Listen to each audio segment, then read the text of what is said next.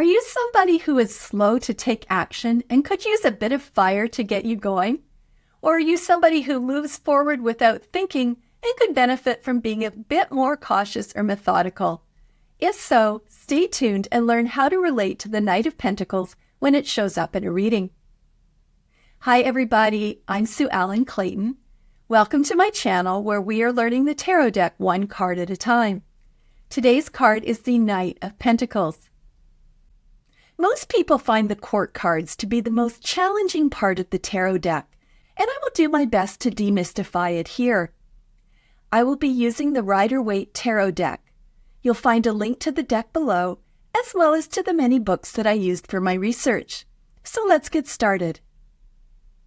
If you consider the Knight to be a part of the royal court, he is likely the teenager who is ready to go to college. He fits in between the impulsive pages and the mature, stable king and queen. Before we talk about this Knight specifically, I want to discuss Knights in general. This information is from worldhistory.org, and I have linked to it below. The Knight's purpose was to win victory on a battlefield. Basically, they were the frontline army and rode in close formation. If their lance was broken, they would wield their swords and dismount if their horse was injured. The process of becoming a knight began with being a page, who were the youngest members of the royal court. Pages started training around the age of 7 by serving a local knight or members of the royal family.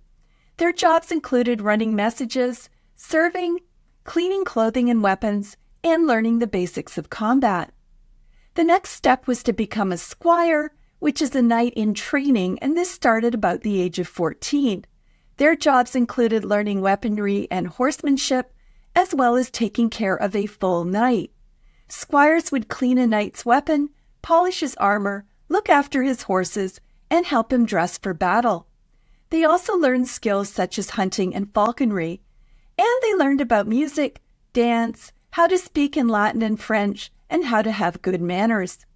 Another job of the squire was to look after the pages. As the squire got older, he learned about combat and would undergo extensive training to increase their strength and skills. Knighthood generally occurred between the ages of 18 and 21 in an elaborate ceremony. I'm not sure if this is a good comparison, but I think of the knights as being the fraternity brothers of the court. They were well educated and well off, but their testosterone levels would overpower their brains sometimes. My son was in a fraternity when he was in college, and I don't think I slept well for those entire 4 years.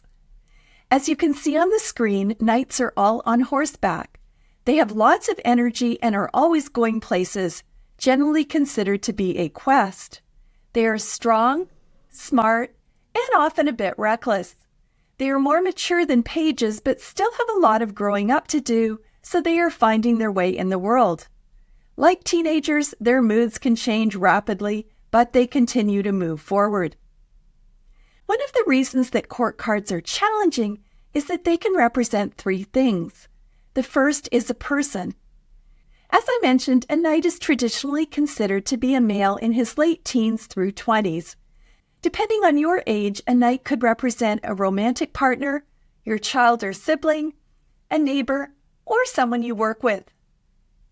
The second thing a knight can represent is a part of yourself that is adventurous and maybe not completely in control of your emotions. And the third and final thing a court card can represent is a situation where you are moving forward in your life or you need to move forward. So a knight might be a kick in the pants that it's time to stop thinking about going back to school and actually do it. So how do you know whether this knight represents a real person, a part of yourself, or a new approach to life? First of all, go by the question. If it isn't clear, look at the surrounding cards and its position in a spread. Here's 2 other things to keep in mind when we discuss the court cards. First of all, don't give much credence to the ages, gender, or physical characteristics. For instance, a knight is traditionally considered to be a male in his late teens or 20s. Does that mean it doesn't represent your lover who is 35 years old and female? Or your adventurous grandparent who went skydiving for their 75th birthday? No, it does not. Secondly, and more important, look at the energy from this card. Your level of maturity is not based on your age, and it can vary in different areas of your life. We all know super mature people in their teens and very immature people in their 80s. You can also be mature in one area of your life, say your finances, and totally reckless in another area like your health. One of the easiest ways to understand the personality of the court cards is to understand the chart on the screen. Each member of the court card's personality is related to 2 elements. Here's a quick reminder of what each element means.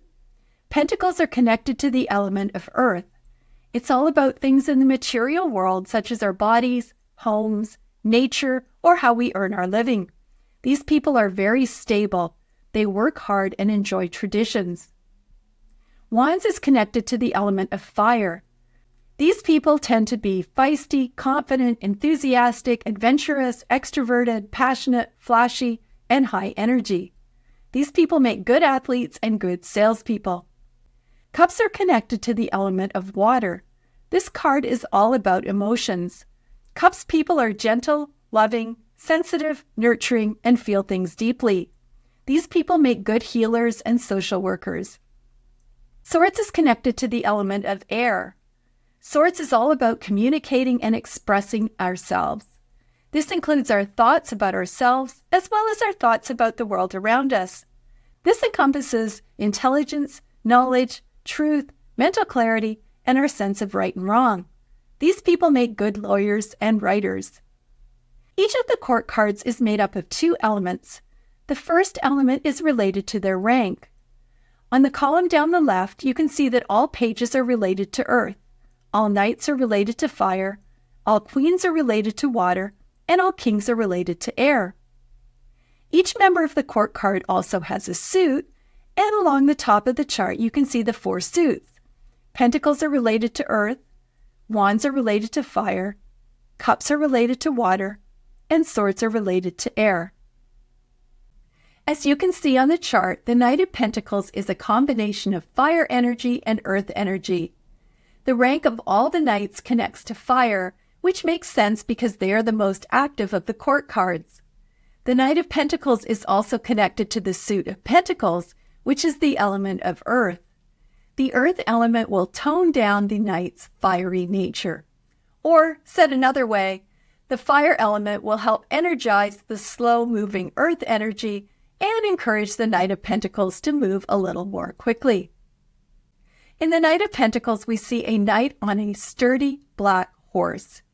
He is wearing blue and white armor with green plumes on the back of his helmet. The horse has a red bridle. Behind the saddle is a black book. Beneath the saddle is an orange blanket. We can see red straps on the horse's hind end. Behind the knight is a plowed field with 2 trees on the right side. He is holding a yellow pentacle. The sky is yellow. When the Knight of Pentacles appears in a reading, it can represent someone or a part of yourself who is loyal, dependable, and hardworking. The Knight of Wands is somebody you describe as keeping their nose to the grindstone. It can represent someone who approaches tasks slowly and methodically. They have a lot of patience and take the long-term approach. They enjoy being outdoors and are very focused on the tasks at hand. This card can be a reminder that routine and sometimes boring tasks are important and will pay off in the long run. On the other hand, it can be a message that your life has gotten a little too boring and it's time to rekindle some passion. Let's talk about the symbolism of the Knight of Pentacles. We see a knight sitting on a black horse. It is interesting to compare this black horse to the other knights' horses. First of all, look at the body type. He is very solid and definitely a workhorse. The horse also has straps along the back that demonstrate that he does physical labor and actually pulls things, rather than just holding up the knight as he charges into battle.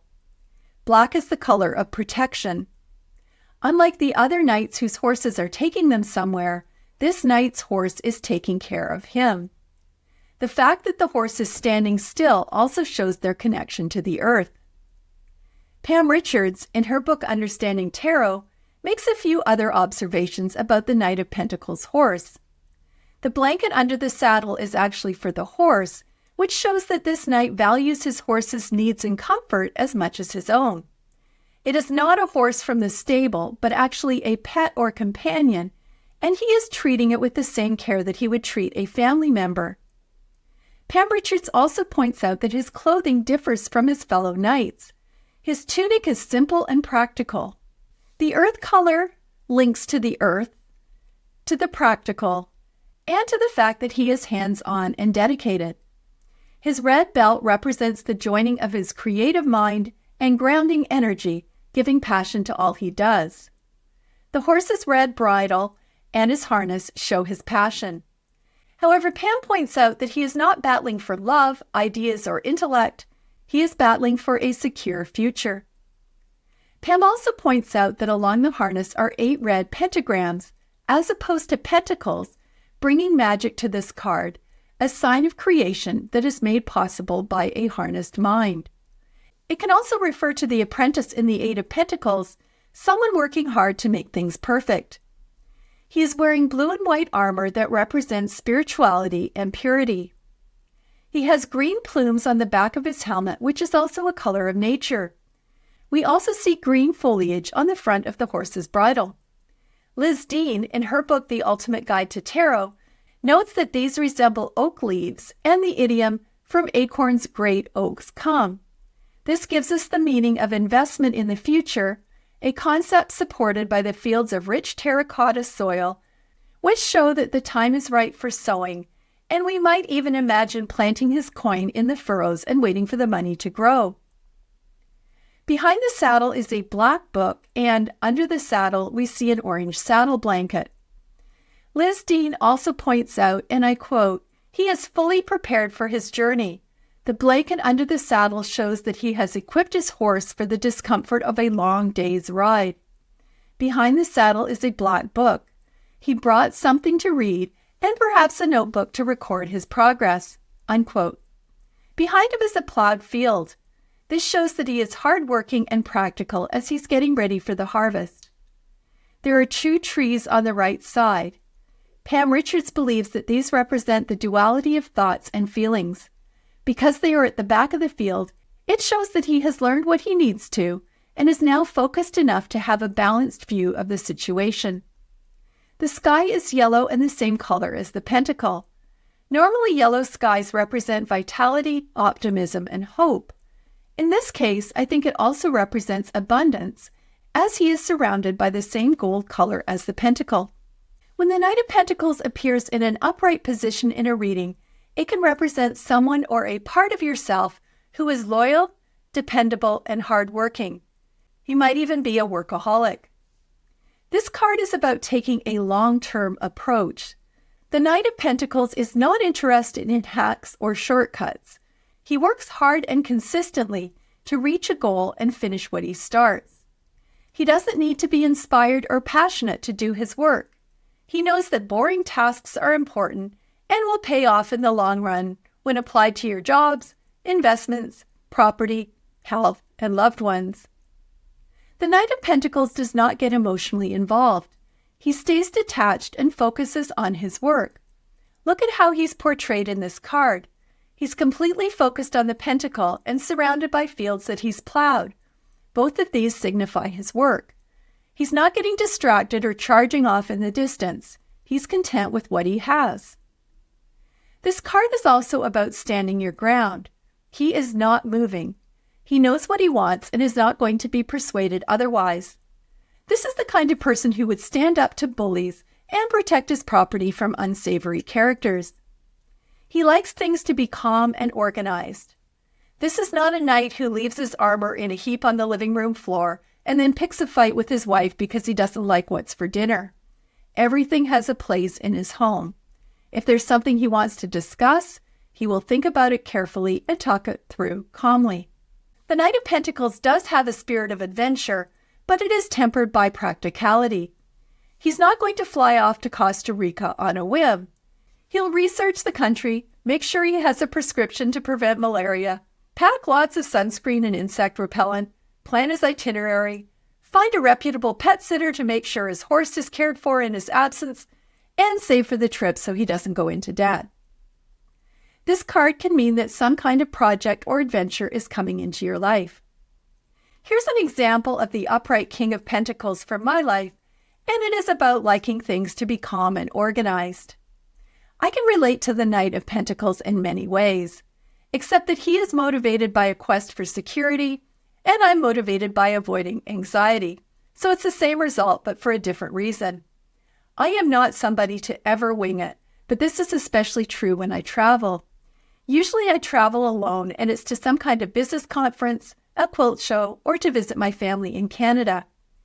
I know that the maximum length of time that I can drive in a day is about 7 hours. To get off Long Island, I need to drive around New York City, so I always plan my travel times to minimize delays. I map out my route before I leave and make sure that I have hotel reservations. Of course, I also check the weather forecast and look for road closures. I am also pretty careful about where I stay. Price is always an issue, but in addition, I want to know that the hotel is safe and clean, so I always check reviews. I want it to have free Wi-Fi, which is not usually an issue in the moderately priced hotels that I stay at. I also look for free parking and a well-lit parking lot. I always choose hotels that offer free cancellations because I don't want to be stuck with paying for a hotel room I don't use. I like to get on the road when it's light or almost light, usually by 5 a.m., so it's too early for breakfast, but I like a hotel that provides coffee in the morning. Because I have celiac disease and I can't eat anything with wheat, barley, or rye, I want a room that has a fridge and also travel with my own toaster. I also stay in hotels that have a restaurant nearby that I can go to for dinner that I know have gluten-free options. I also plan my outfits and toiletries carefully so that I can pack efficiently. And yes, I have checklists. Also, since I tore my rotator cuff, I have to be much more careful about packing because I can no longer lift a heavy suitcase. In addition, I have to have a hotel where I can book a main floor or that has an elevator so I don't have to carry luggage upstairs. But I don't stop there. On my way to the hotel after dinner, I make sure that I have a full tank of gas, and before I turn in for the night, I lay out my outfit for the next day, shower, and repack everything I can so I can get out of the hotel room as quickly as possible in the morning. So I am a lot like the Knight of Pentacles, in that I don't charge mindlessly into travel. I stop, think, and plan because it reduces my anxiety and also makes my trips go more smoothly. Of course, I think that this is the only way to travel, but I realize that other people might find this to be super boring. As an aside, my husband is completely opposite. Over the years, he's traveled a lot for business. He doesn't do any research and just goes to where his company tells him to. He usually starts packing about 15 minutes before the limo picks him up. It works for him. However, by the time he leaves the house, I am an anxious mess. When the Knight of Wands appears in a reverse position, it could represent someone or a part of yourself who is lazy, apathetic, unmotivated, or neglects to do even basic chores. This is the kind of person who doesn't take action on anything. It can signify someone who is unemployed or finds it difficult to hold down a job. It can represent someone who is reckless, careless, or takes shortcuts. It can mean someone who is rigid and obstinate. Compromise is not in their nature. They do things their way and don't consider anyone else's point of view. It can signify someone who doesn't accept excuses. They are stubborn and inflexible. They drive themselves or other people too hard without considering their health or extenuating circumstances. It can represent someone who is a perfectionist, which keeps him from getting anything accomplished because it's never good enough. It can represent someone who is in debt or doesn't take care of their property, investments, or health. It can signify someone who is ready to give up. It can represent someone who lacks humor and a sense of playfulness. Their life is all about work. Nothing in their life is fun. And finally, it can represent a situation where your life has become too regimented or too boring. Here's an example about the reversed King of Pentacles, and it's about a very lazy employee. His name is Ray Brent Marsh, and he was a cremation oven operator. at the Tri-State Crematory in Noble, Georgia from 1996 to 2001. His job was to cremate bodies and then provide ashes to the deceased loved ones. However, because the cremation oven was broken for the entire 5 years of his employment, he decided to dump the bodies in the crematory's backyard and fill the urns with concrete dust before he returned it to the families. Apparently, he didn't have enough time anywhere during those 5 years to actually call a repair company. The jig was up when a propane delivery truck driver noticed a large number of non-cremated bodies lying around the property. Authorities eventually discovered 339 corpses in a storage shed, vaults, and around the property. More than 100 of the bodies were so decomposed that they could not be identified. During his trial, someone actually tested the oven and found that it was not really broken.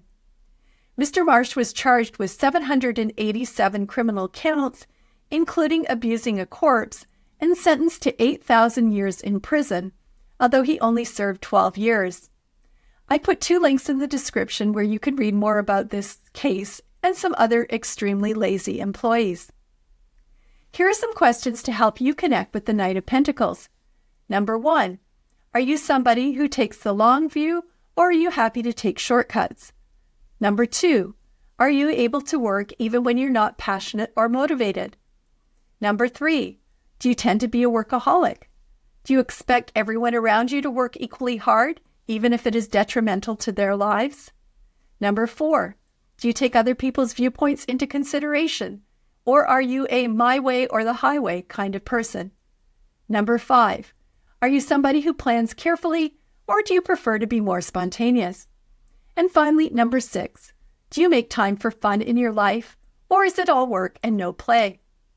I hope this video has helped you to connect with the Knight of Pentacles, and please join me for the next video, which is the Queen of Pentacles.